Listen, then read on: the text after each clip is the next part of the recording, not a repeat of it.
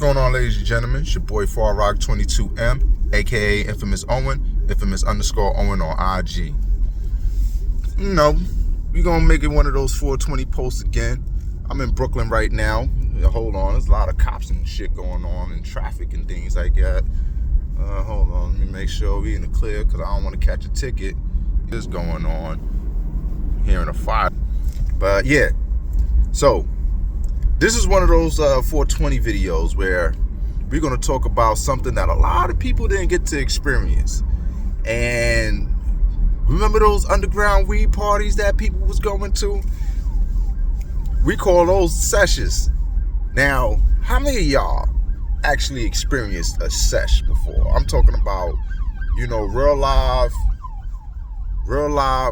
party vendors, you know what I'm saying, guests, you know, celebrities, you know, and I want to say like full-blown A-class celebrities, but you definitely had some up-and-coming artists through these parties and things like that. Like, to be a part of these parties, you really had to be in the know. I'm talking about, like, this was really something that was gate kept. You know what I'm saying? Like, and that's one thing I did appreciate with the sessions. I didn't get introduced to the sessions until, like, say, 2016, you know what I'm saying? Like 2016 was probably like the first session that I ever went to. And for some people, you know, they've been in, you know, I don't know how long sessions was going on. I'm quite sure this thing probably, like, they've been going on in Cali, I heard, for a long time. But on a New York scene, I'm sure, you know, they had them. But I'm talking about for me and my time, you know what I'm saying? I experienced one 2016 and then 2016 going in, you know what I'm saying? Like 2017, that's when I was really messing around. 2018, 2019, all the way to the pandemic. Pandemic was probably the last time I actually attended a real sesh, you know what I'm saying? Because, you know, they was doing a social gathering things and a lot of these shit was getting busted. So you had to be real careful when you was attending the sesh. But the one thing I like about those is that it was so tight knit. You know, most of the times when you seen when you went to these sessions, you normally seen the same people, depending on who was throwing it. Now, my peoples was throwing it A Hood. You know what I'm saying? I ain't gonna lie, we shut a lot of places down, man. You know, Manhattan, Jersey, Brooklyn, Queens.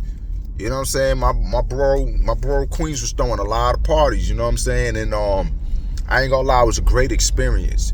You know, I met a lot of people, met a lot of good people, met a lot of good vendors.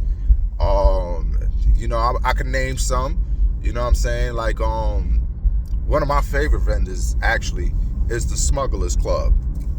You know what I mean? Shout outs to them. They was like my favorite vendors. They still are. If you know what I'm saying? Like, they definitely doing their thing, but they was like my favorite because a lot of times they never disappointed me when it came to what was on their table.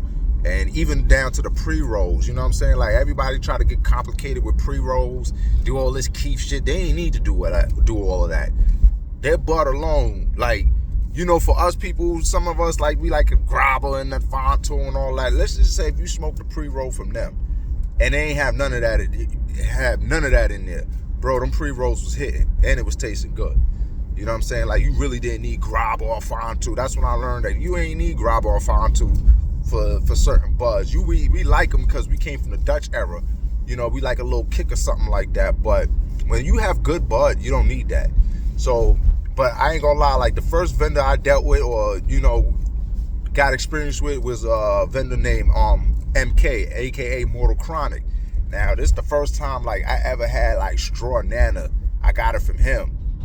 And I ain't gonna lie, boy, that, like, son has some stuff on his table, and it's to the point, like, he was one of the dudes that actually would hit you up, or you could hit him up after the sessions. You know what I'm saying? Like, you ain't have to wait at the sessions to catch him. Like, he made moves, you know, after the session. So he was one of those guys. Like, he ain't, you know, play bougie or nothing like that.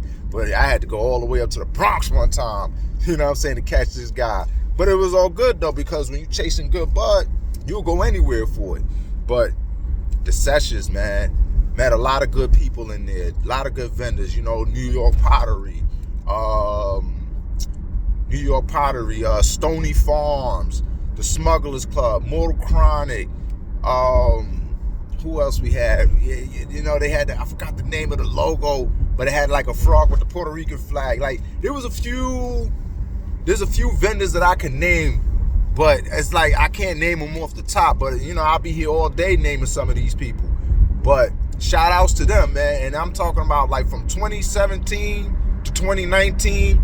For me, that's when it was like at its peak. You know, I don't trust the Sesh right now, honestly. I'll be afraid that with these Seshes, they're going to have nothing but, you know what I'm saying, that sprayed up shit. And I'm not saying that the vendors, everybody got that, but I feel like if I go to a Sesh now, you know, this is me prejudging. I'm just going to run into nothing but people with them candy-ass flavors that I don't want. Back then, those Seshes, and another one of my peoples, New York City High Wolves, man, they introduced me to the mimosa.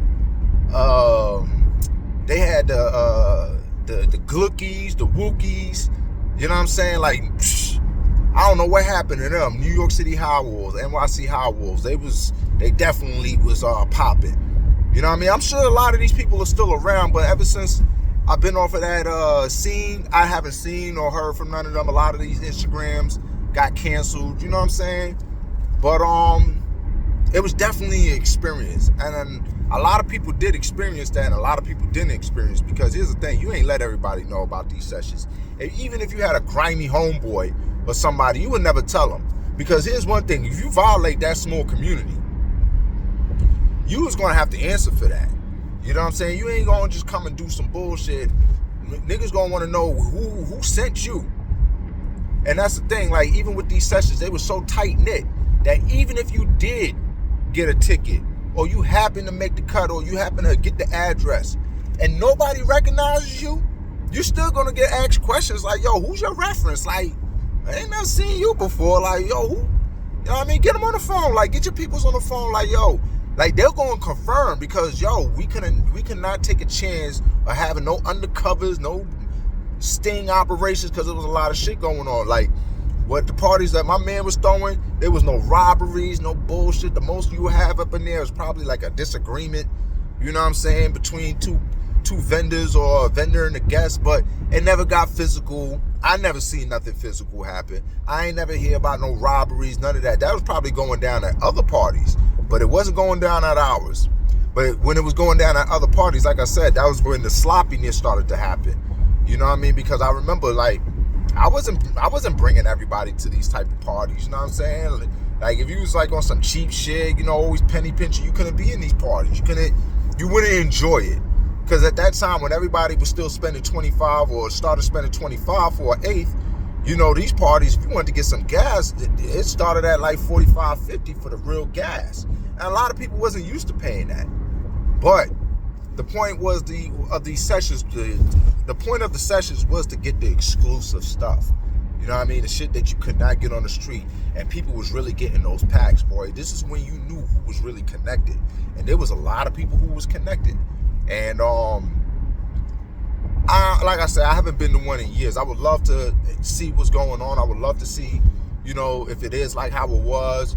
Because like I said, I don't want to deal with no spray. You know what I'm saying? I want to deal with the real deal. You know, people who's connected, shit that's grown in, some things that's flown in. But even if it's flown in, I want some gas. I don't want that spray shit. I don't care about a pretty bag. See, when them Sessions was starting, that's where it all started at.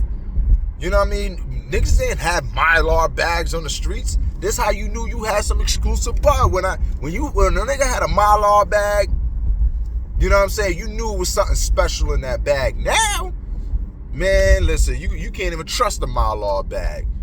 You know what I mean? I'd rather go back to the Ziploc bag. But let me know if you ever attended a sesh before. You know what I'm saying? Let me know, even if in your state, because I noticed that a lot of other states started picking up on the movement too. I know it probably started out in Cali. I think it started out in Cali. But once it came to New York, and like I said, I don't know how long these parties been going on, because, you know, I'm sure in the time before, there was probably underground parties in NYC.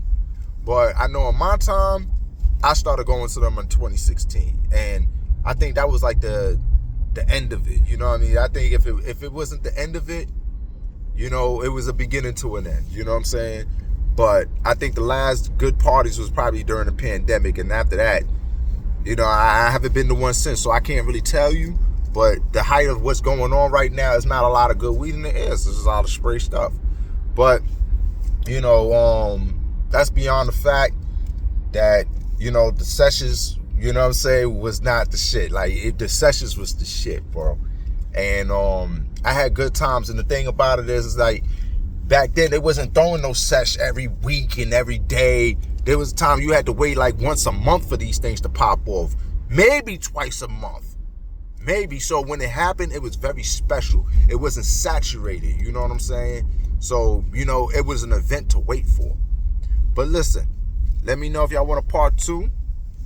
We could talk about it. We could talk more about it, and we could get into more details with the vendors if you want. Even old vendors, if you catch this video, let me know who you is. Let me know if you was around. But I'm going to end it here. Like, share, subscribe, donate if you can. Cash App, Sandmano, SANDMANO.